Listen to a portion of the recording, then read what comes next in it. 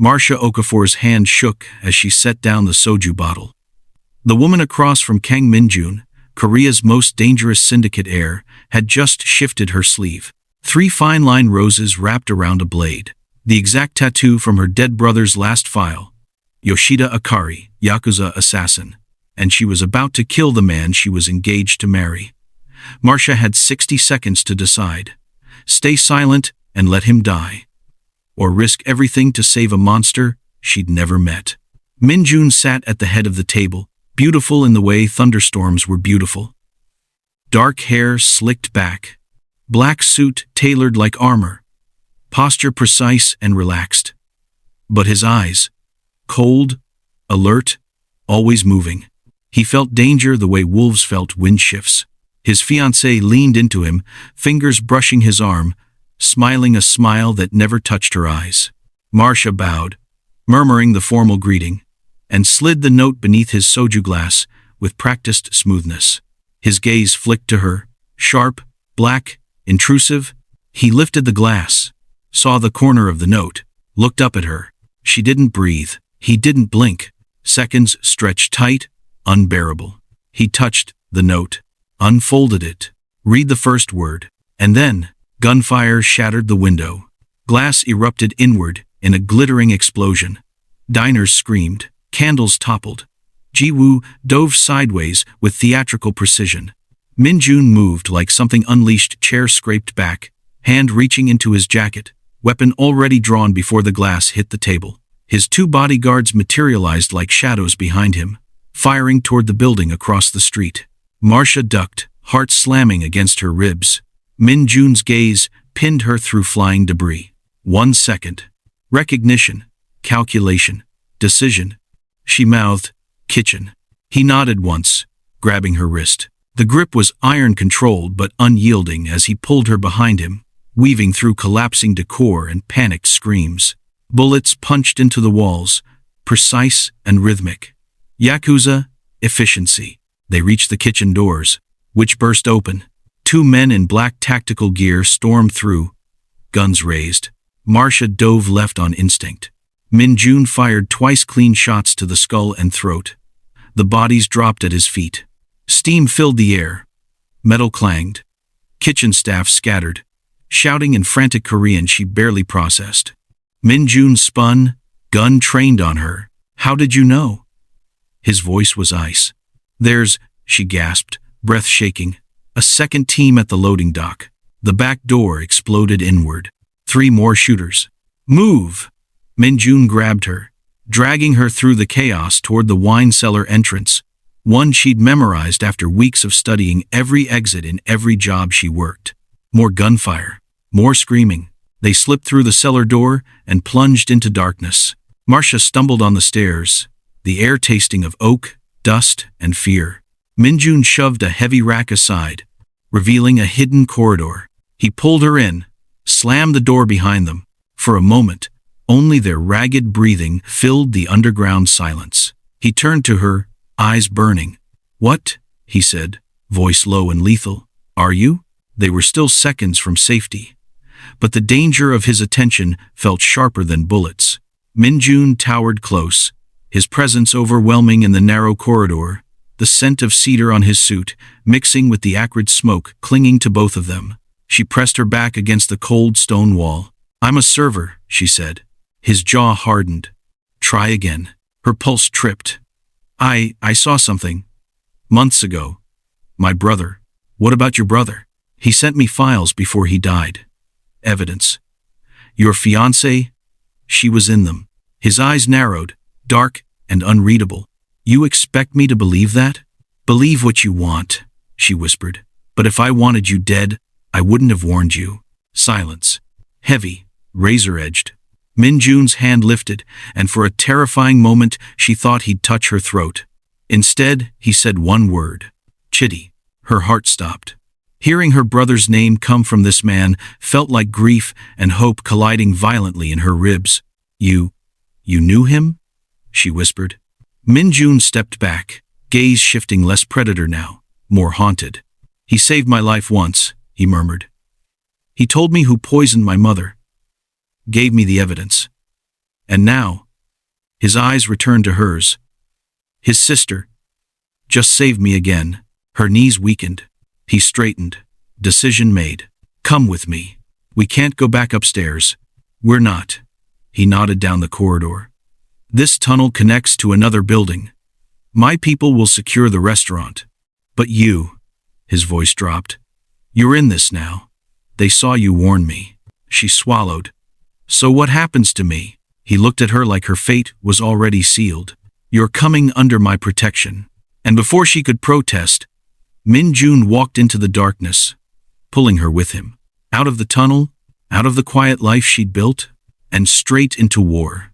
The tunnel emptied into a cramped service corridor beneath a shuttered tea house 2 blocks from the restaurant. Fluorescent lights flickered weakly overhead, throwing Min-jun's sharp profile into fractured shadow. Marcia's legs threatened to buckle beneath her, but he didn't loosen his grip. Not until they reached an unmarked steel door. He pushed it open with his shoulder, ushering her inside. Only then did he turn, shutting the door behind them with a metallic thud that echoed through the narrow space. They were alone now, no gunfire, no screaming diners, no assassins bursting through walls.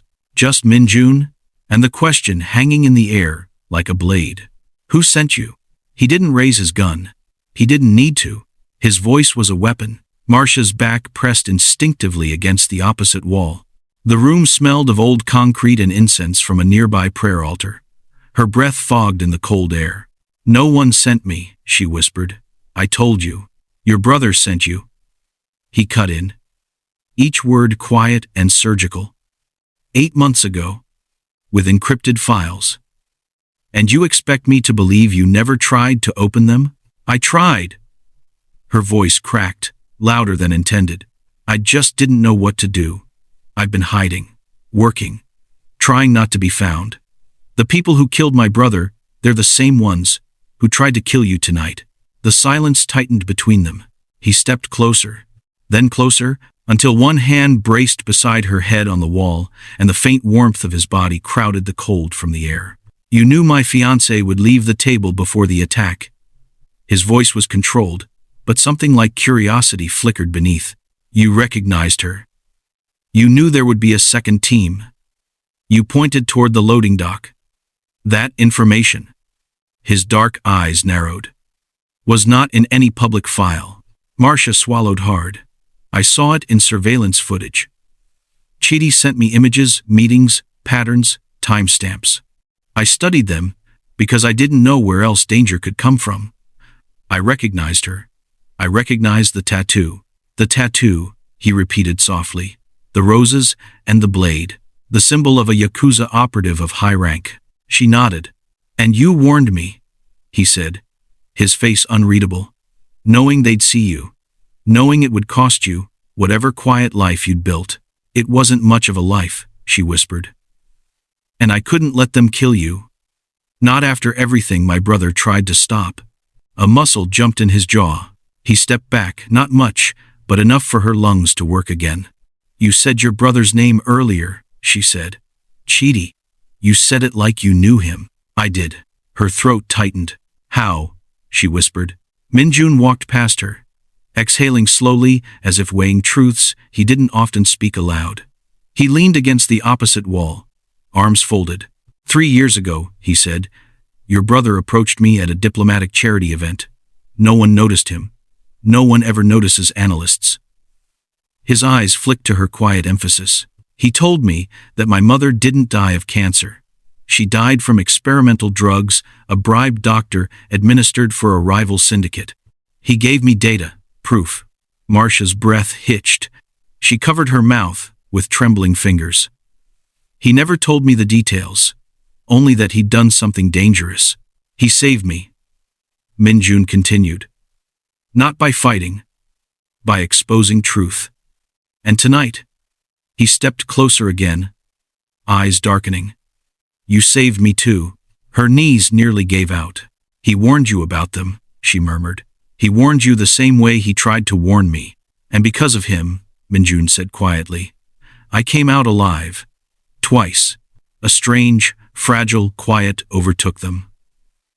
Then his phone vibrated, snapping the moment cleanly in half. He answered, in sharp Korean posture, snapping into command. Gunfire at the restaurant had ceased. Ji Woo no, Akari, Marcia corrected silently, had vanished. 3 attackers dead, 2 captured. Min Jun hung up, gaze returning to her. You can't go back to your restaurant job, he said. Or your apartment. Or your old life. Marcia stiffened. I didn't ask for your. This is not an offer. She flinched at the steel in his tone. This is necessity, he continued. The second you warned me, you marked yourself. You are now a target of the Yakuza. You will stay with me until I eliminate the threat. Stay with you? Her stomach dipped. Where? He didn't answer with words. Instead, he opened another door. A concealed stairwell leading upward to a back alley behind the tea house. Waiting outside was a black SUV with shattered glass across its hood. The air still smelled like smoke and danger. His bodyguards, blood-stained but alert, stepped forward the moment they saw Min Jun. Coordinate cleanup, he ordered. Track Ji Woo's movements from the last 48 hours. Have the penthouse evacuated? We're not going there. Then where, Hyung Nim? One man asked. Min Jun looked at Marcia. At the fear still shaking in her bones. At the truth he hadn't spoken aloud yet. My mother's Hanok, he said. Shock rippled through his men. For Min Jun, that piece of his past was sacred, private, untouchable, and yet he was taking her there. Before she could question it, he opened the passenger door of the SUV. You saved my life, he said. Now, I save yours. Something in his voice low, unyielding made refusal impossible. So she climbed in. He followed. The convoy pulled into the night, weaving through Seoul's glittering skyline as sirens wailed behind them. Marcia clenched her hands in her lap. Why your mother's house? She whispered. Min Jun's gaze stayed on the road. Because, he said quietly, it's the only place no enemy has ever touched. And the only place where I know for certain you'll be safe. The city lights reflected in his eyes like embers. She didn't know it yet, but this was her last night, as the woman she'd been. The next time she walked out into the world, she would belong to a different one. The drive into Bukshan was silent. Seoul's neon nightlife faded into narrow, sloping streets lined with traditional Hanok houses, quiet, old, untouched by the violence that dominated Min Jun's world. Snow dusted the curved roof tiles, gathering in the creases like powdered sugar. The SUV rolled to a stop beside a wooden gate carved with characters Marcia couldn't yet read. Min Jun stepped out first. His men stayed behind, forming a perimeter as he opened the gate himself. A gesture that felt strangely intimate. He motioned for her to enter. The courtyard glowed with lantern light. Traditional stone paths. Persimmon trees, heavy with winter fruit. A water basin with a bamboo dipper. The scent of cedar and old memories. It's beautiful, Marcia whispered. This was my mother's sanctuary, he said quietly. No one knows it exists. You're hiding me here? She asked. His eyes flicked to hers. I'm keeping you alive here. The correction settled like a stone in her chest. Inside, the Hanok was warm, timeless. Wooden beams arching over polished floors. Hanji paper windows glowing with soft light. Photos arranged with precision bookshelves, antiques, glimpses into a life that once held softness. Marcia paused before a framed picture of a woman in her 40s, graceful, striking, her eyes unmistakably Min Jun's. She's beautiful, Marcia murmured. She was everything. His voice roughened almost imperceptibly. For the first time, he looked younger. Not the ruthless leader she'd seen tonight, but a son mourning a woman who shaped him. Sit, he said finally, gesturing to a low table. We talk now. She obeyed, knees folding beneath her on the cushion. Min Jun moved with ritual precision, boiling water, preparing tea the way his mother must have taught him. Crisp motions, controlled breaths. A man rebuilding himself through routine. He set a delicate cup before her. Drink. It will steady your hands. She hesitated, then lifted the cup. Ginger and honey. His gaze stayed on her the entire time. Tell me about the files. Marcia set the cup down carefully. My brother sent them the night he died. I didn't understand most of it. Encrypted documents, images, timestamps, some surveillance photos. He told me to leave Seoul, to disappear. I didn't know why. You didn't ask anyone for help? Who? She laughed, harsh and soft all at once. The police? Chidi was an FBI analyst. If they didn't protect him, they weren't going to protect me. Min-jun looked at her for a long moment. You're braver than you think, he said quietly. No, she whispered. Just alone. His jaw flexed, like he recognized the feeling too well. Why did you warn me, Marcia? His voice lowered. You could have stayed silent. You could have let me die. Her throat tightened.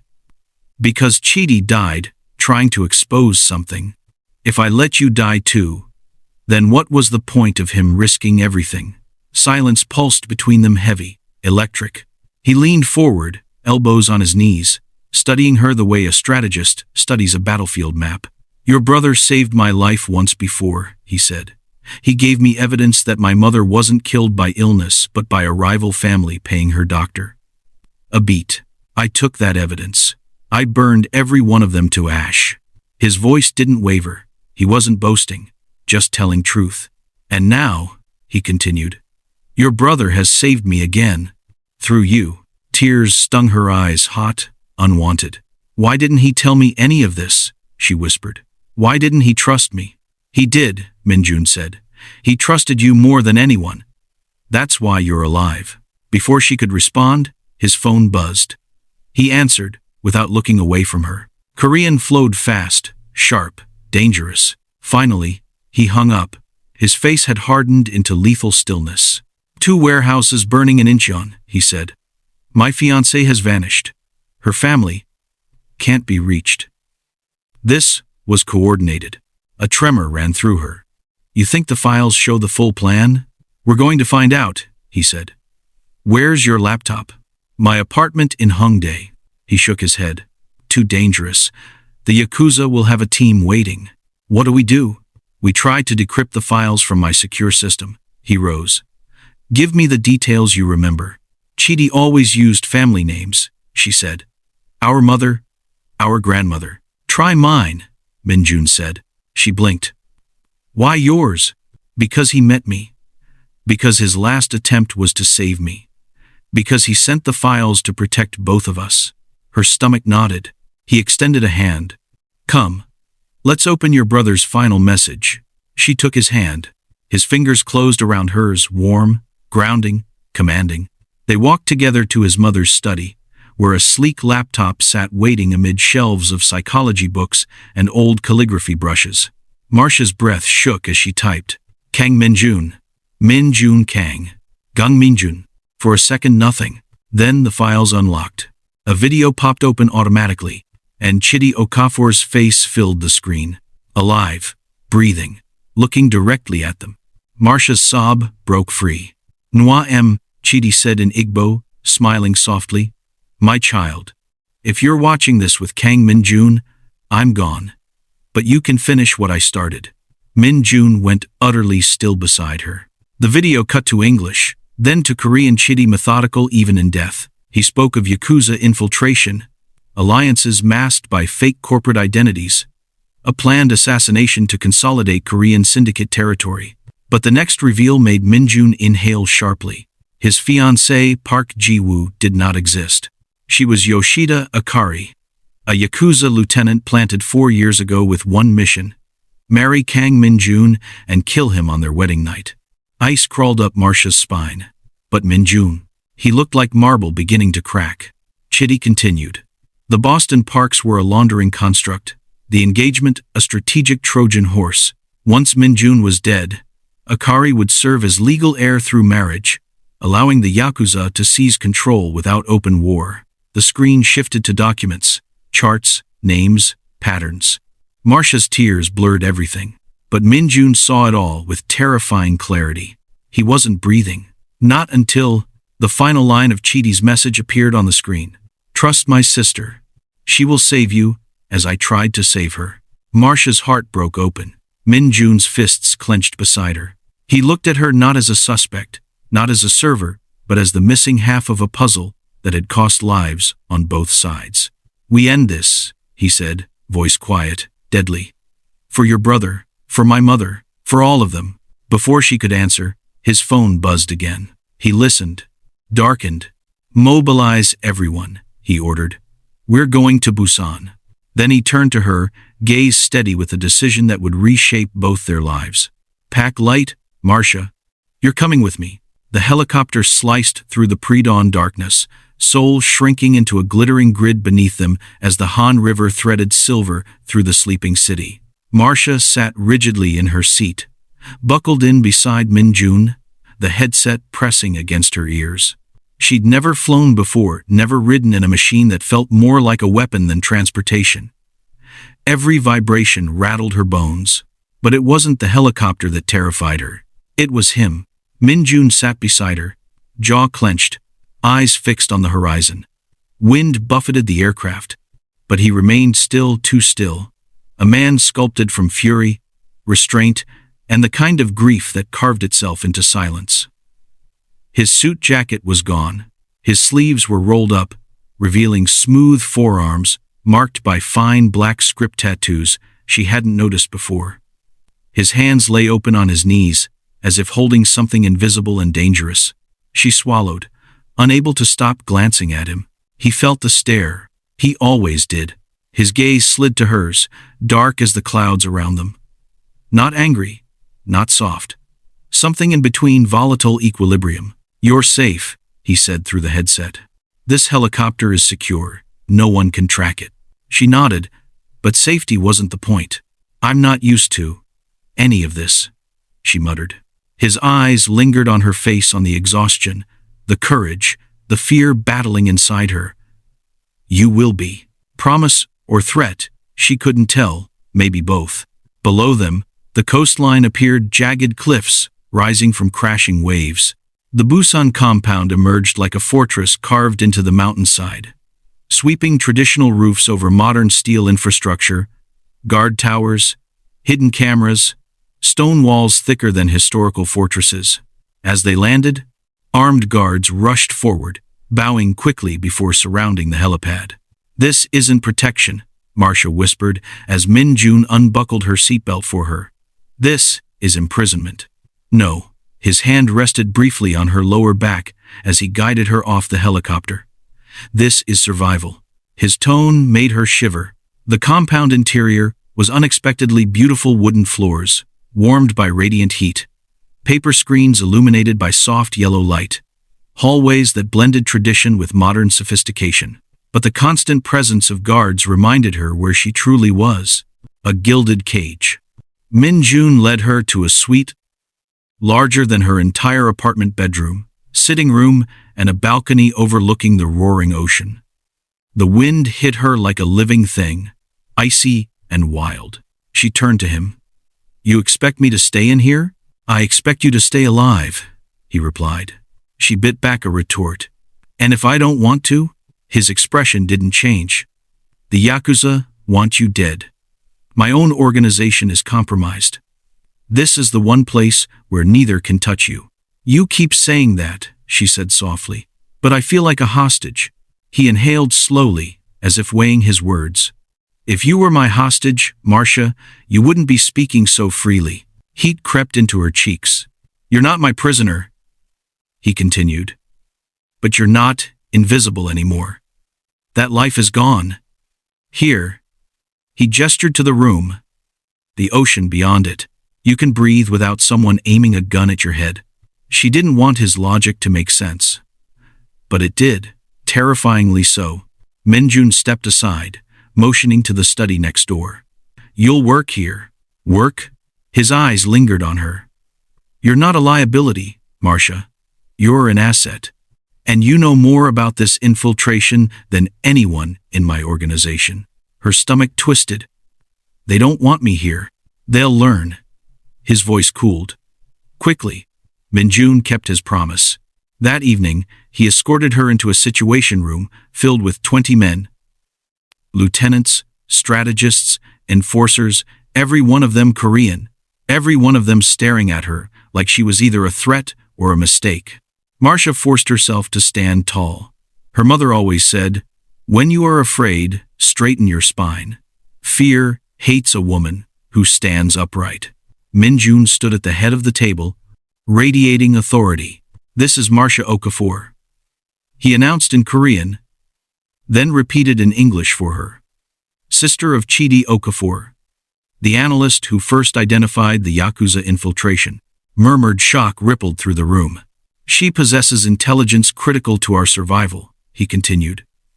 "She is under my direct protection. Anyone who questions her," his gaze sharpened, cold as a blade, "questions me." Sung-ho, his second in command, stepped forward. Silver streaked his hair, and exhaustion clung to his face like a shadow. "Hyungnim," he said cautiously. "Who is she to you?" The room fell silent, air thick with expectation. Minjun's answer was simple, soft, deadly. "Mine." The word slammed into Marcia's chest with the force of an impact. The men straightened. Some looked shocked, some wary. A few nodded, understanding the unspoken meaning. A woman under a boss's personal protection was untouchable, but Marcia didn't have time to process the shift. Minjun gestured for her to step forward. "Show them." Her throat dried. "Show them what?" "What your brother died for."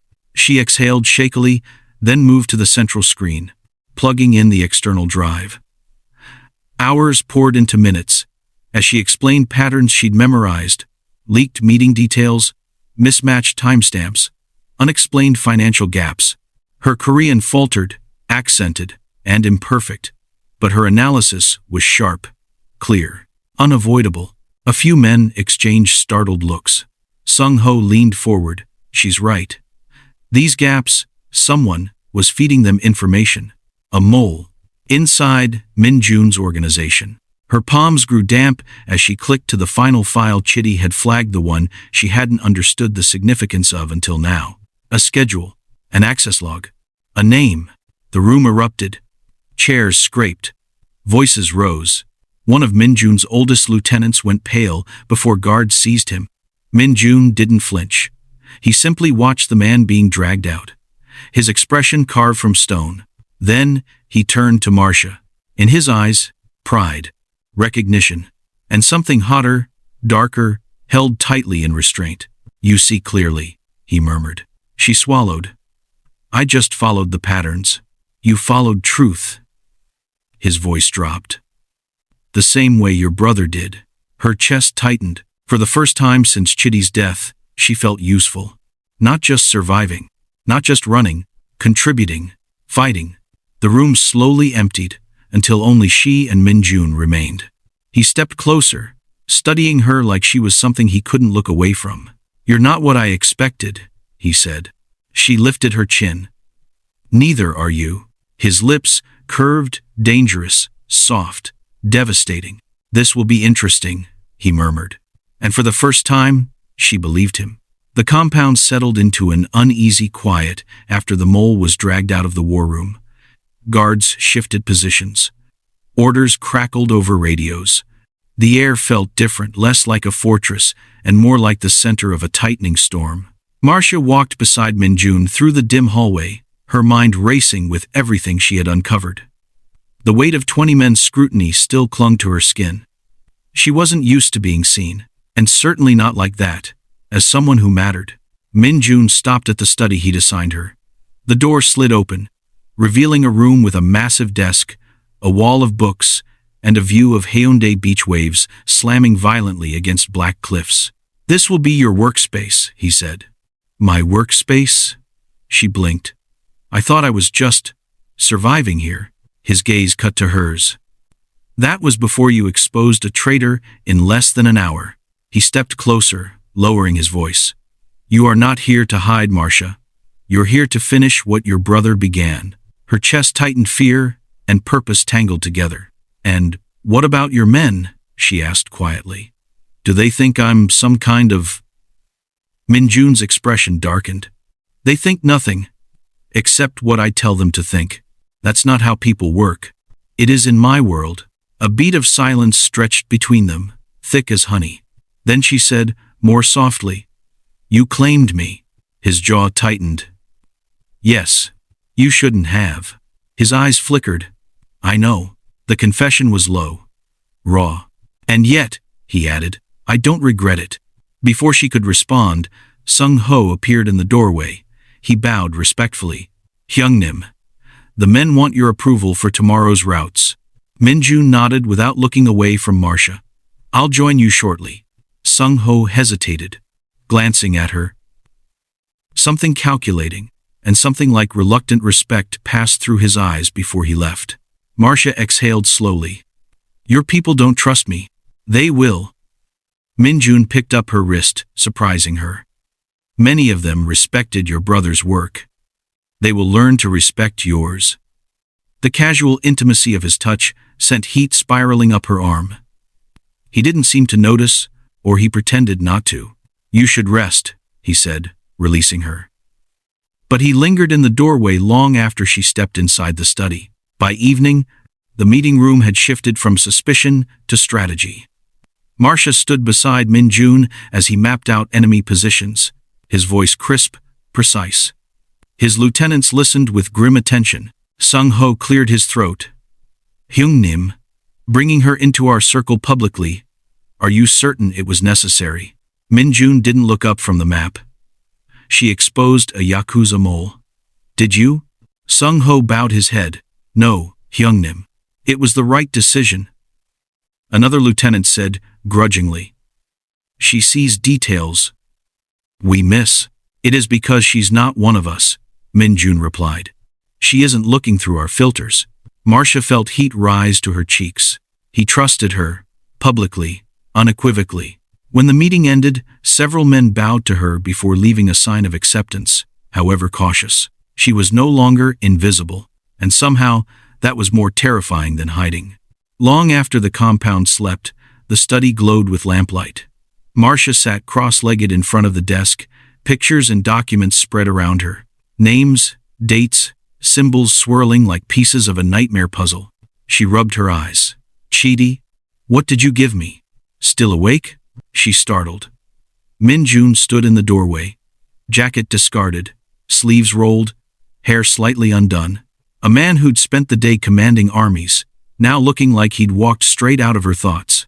You should be resting, he said. You're not, she countered. He stepped inside. My rest can wait. Yours shouldn't. She huffed a tired laugh. I can't sleep. Too much noise in my head. He lowered himself beside her, scanning the documents. His presence was overwhelming. Solid warmth, quiet focus. A gravity she felt in her bones. You found something, he murmured. She nodded, pointing to a set of meeting logs.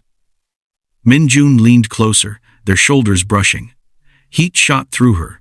So the infiltration began 6 years ago, he said. Not 4. She swallowed. This was planned before your father died. Before you took the syndicate. He exhaled slowly.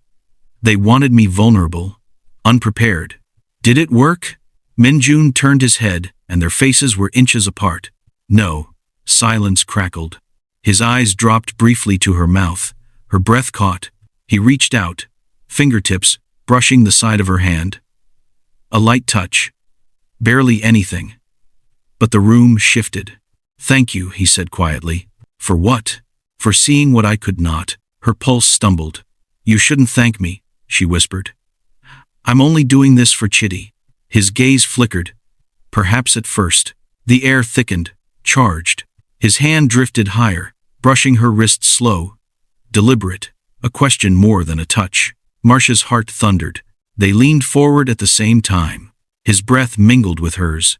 His hand lifted toward her cheek. The phone rang. Sharp. Brutal. Reality slicing through the moment. Minjun exhaled a curse and stood, answering in clipped Korean. Repeat that. A pause. How many injured? Another pause. And the attackers? He ended the call, shoulders tight. A Yakuza team hit one of our logistics hubs, he said. 3 dead. They're escalating. He didn't look at her as he grabbed his jacket. Duty reclaimed him. But just before he stepped out, he stopped. We can't, he said softly, without turning around. Marcia's throat tightened. I know. It would be wrong. I know. He hesitated for a heartbeat that felt like a lifetime. Then, he walked away. Marcia stared at the empty doorway, pulse still trembling, the ghost of his almost touch lingering like heat on her skin. Tonight, they hadn't crossed a line. But both of them knew that line was already fading. Night thinned into a gray, damp dawn over the Busan compound. Marcia hadn't slept. Not after the almost kiss. Not after watching Min-jun walk out with the weight of violence tightening his shoulders. She wandered the property until she reached the garden built in the heart of the estate, a small sanctuary. Persimmon trees, raised stone paths, a scent of damp earth and mint herbs. Min-jun's mother had once grown, still tended by staff who treated this place like holy ground. Marcia stopped at the entrance. He was already there. Min-jun stood in the center of the garden, hands in his pockets, staring at the distant horizon where ocean met sky. The early light washed him in muted gold, softening edges that were never truly soft. He didn't turn as she approached. He didn't need to. He felt her. You didn't sleep, she said, her voice quiet in the cool morning air. No. He didn't look away from the horizon. Did they catch the attackers? Yes. His jaw flexed. 2. Dead.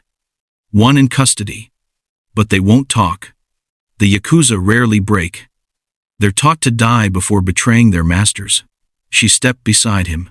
I'm sorry. He inhaled the kind of breath a man takes before speaking something he's buried for years. I brought her here, he said softly. My mother. Marcia blinked. He'd never talked about her beyond brief mentions. She loved gardens, he continued. She said plants were honest. If they withered, it was because you weren't taking care of them. If they blossomed, you'd earned it. His voice dipped. Waited. People aren't like that. Marcia's throat tightened. She sounds kind. She was. For the first time, he turned toward her. The morning light softened the shadows under his eyes, but not the pain in them. She didn't die of cancer, Marcia, he said. Marcia froze. She was poisoned. His voice barely held. Experimental drugs. A doctor paid by a rival family. They killed her slowly, in a way no one would question, a betrayal so intimate it twisted her stomach. Chidi told me, he continued. Your brother showed me the files, the money trail, the altered prescriptions. He brought me the truth no one else dared to. Marcia's breath hitched. He told me nothing. He wanted to protect me. Min-jun took a step closer. He loved you. Anyone with eyes could see it. She swallowed hard. I miss him. I know. The silence that settled wasn't empty, it was full of everything they weren't allowed to say.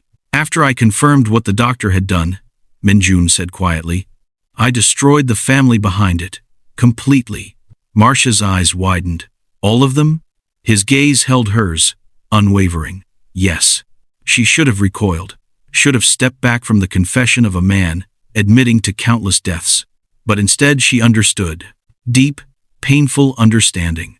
Does that make me a monster to you? He asked. No, she whispered. It makes you someone who loved deeply. Someone who refuses to let loved ones die without justice. His breath shuddered, only slightly, but she felt it. For a moment, in the quiet garden, she saw the man he could have been without the weight of an empire crushing his shoulders.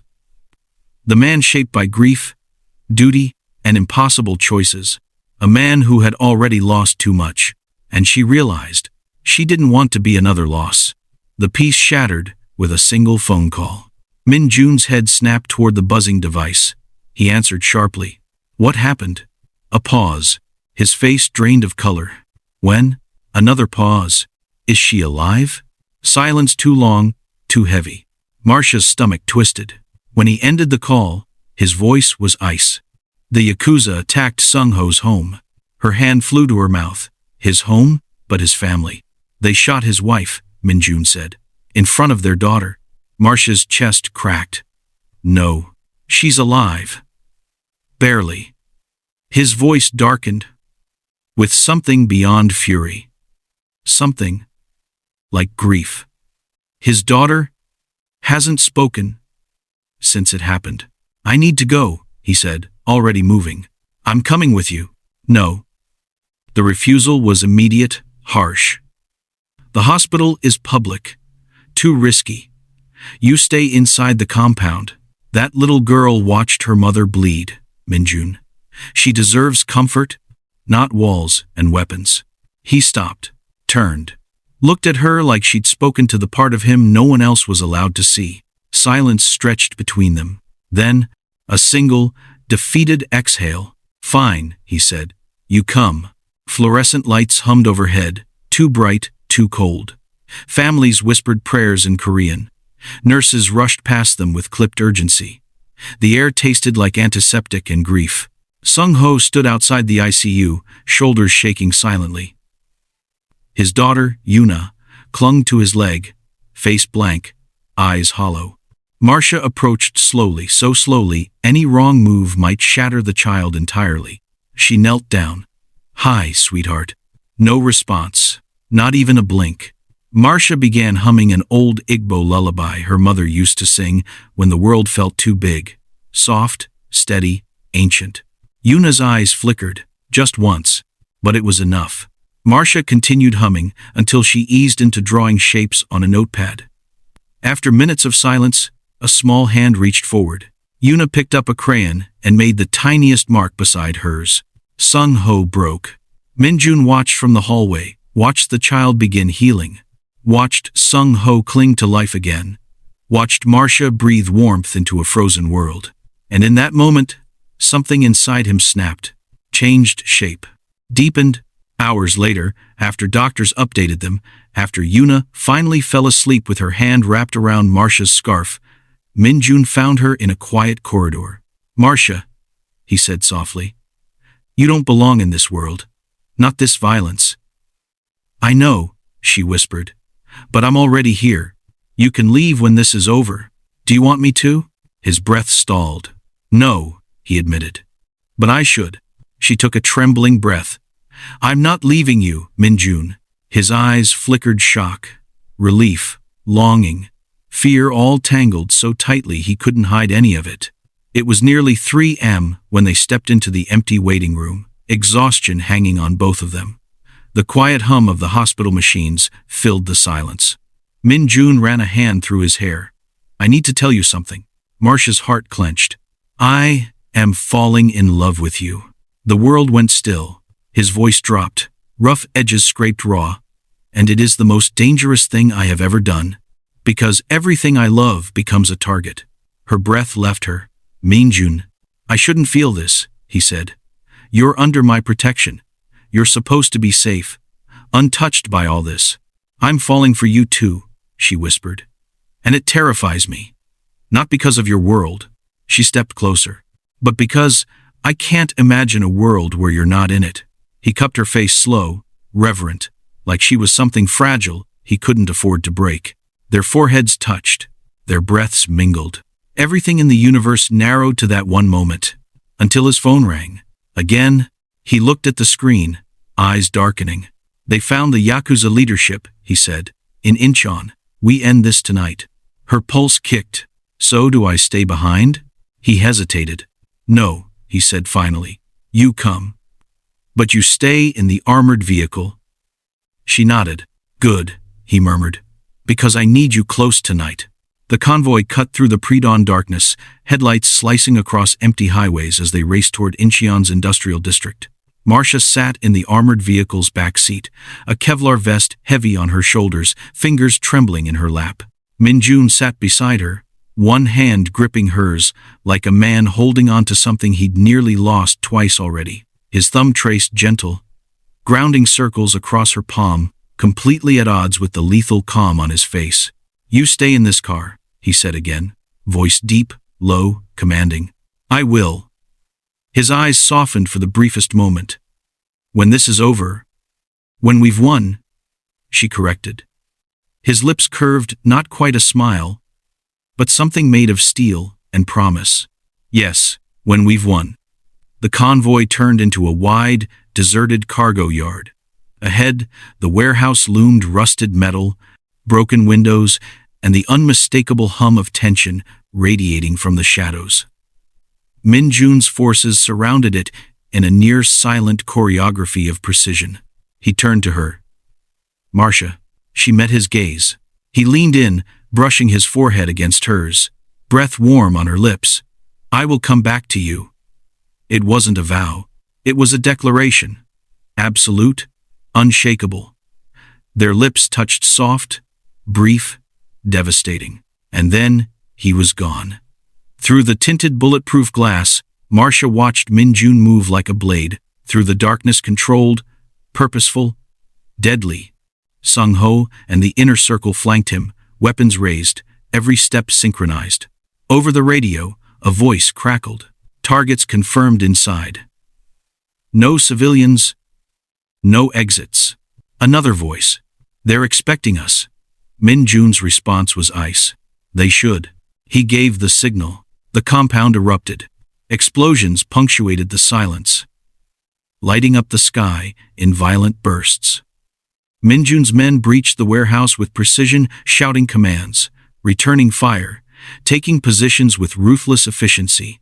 Marcia's heart slammed against her ribs with every muzzle flash. "Breathe, don't panic." He promised he would return. But she couldn't shake the terror, the visceral fear of losing him mere hours after finally admitting she loved him. She flinched as silhouettes darted past the windows, the roar of gunfire ricocheting through metal walls. The radio lit up with status calls. Left flank clear. Target down. Advancing to corridor 3. Then, "Boss, we have the fiancé." Marcia's blood went cold. Yoshida Akari, Min-jun's former fiancé, the assassin who'd shared his home, whose betrayal had set this entire war ablaze, was dragged out in restraints. Her blonde hair hung in wild tangles over her face. Her jaw was clenched, eyes glittering with hatred. She scanned the yard, saw the armored car, saw Marcia inside. Their gazes locked. Akari smiled, bloody, vicious. So Marcia rolled down the reinforced window just enough for her voice to slip through. "My brother says hello from hell." Akari's smile snapped into a snarl. She spit something venomous in Japanese. Marcia didn't need a translation. Then she was hauled away, the last relic of the Yakuza's deception. Inside the warehouse, Min-jun confronted the final traitor in his organization, the insider who had fed the Yakuza information for years, enabling the infiltration. Marcia couldn't see it happen, but she heard the report over the radio. Internal threat neutralized. All leaders secured. Incheon stronghold collapsed. The war was over. The Yakuza's multi-year operation had been dismantled in a single night because of Chidi's files. Because of her warning. Because she'd refused to stay invisible. She pressed a hand to her mouth, tears tracking silently down her cheeks. Chidi, she wished he could see. The moment Min-jun stepped out of the warehouse, dawn broke. Pale gold light spilled over the cargo yard, painting the world in the colors of rebirth. He was exhausted, blood-splattered, bruised, but alive. Marcia flung open the vehicle door before anyone could stop her. He reached her in 3 long strides. She collided into his chest. His arms wrapped around her instantly, gripping her like the only anchor he had left. "It's over," he murmured into her hair. "No," she whispered, tilting his face to hers. "It's just beginning." Their lips met, not tentative, not hesitant, but claiming. A kiss, forged from survival and surrender, from fear and relief and everything they hadn't said. He rested his forehead against hers. "I love you," he said quietly. "And now that I've said it, I don't intend to take it back." "Good," she whispered. "Because I love you too." The Busan compound no longer felt like a fortress to Marcia. It felt like home. Her office overlooked the ocean, waves crashing endlessly against the cliffs. On her desk were reports from the outreach programs she now managed: community centers, rehabilitation projects, youth education initiatives across Seoul and Busan. She had purpose, identity, belonging. And every Thursday, she visited Sung-ho's daughter, who now ran to her with sketches and shy smiles instead of silence. Healing took time, but Marcia understood time differently now. It was a gift, not a guarantee. She heard footsteps behind her. She didn't have to look to know who it was. She would recognize Minjun's walk anywhere. He slid his arms around her waist, resting his chin on her shoulder. "You work too much," he murmured. "You fight too much," she countered. "Touché." He kissed the side of her neck, breath warm. "Board meeting went well," he said. "Your proposal for the Gangbuk Center was approved." She smiled. "Good. I'm very proud of you, Marcia." She turned in his arms, rising onto her toes to kiss him softly. "You're proud of me?" "Always." He held her tighter. Then, with no ceremony, no hesitation, he dropped to one knee. Her breath caught. "Marcia Okafor," he said, voice steady, eyes shining with something fierce and full. "You saved my life. You saved my people. You saved me from myself. And every day, I wake up grateful for the moment you whispered those words." "Will you?" "Yes," she whispered, tears breaking free. "Yes, Minjun. Always yes." His smile could have lit the entire coastline. He rose. He kissed her. And outside, the roses he planted for her brushed against the windows in the ocean wind, soft applause from a world reborn. Later that night, as they stood on the balcony overlooking Busan's shimmering lights, he wrapped his arms around her from behind. "Do you ever think about that night in Gangnam?" he asked. "Often," she thought. More often than she could admit. She leaned back against him. "It feels like another lifetime. It was the moment everything changed," he murmured. "For both of us." She agreed. He pressed a kiss to her temple. "You saved me." Marcia smiled softly, watching the waves crash far below. "I saved a life that night," she whispered. "I didn't know I was also saving my own." His arms tightened around her, their future stretching bright and certain beyond the cliffs. And together, they stood in the place where survival became destiny, where one whispered warning became the beginning of everything they were meant to be. We have come to the end of our story, besties. Thanks for watching and always supporting my channel. See you in the next one.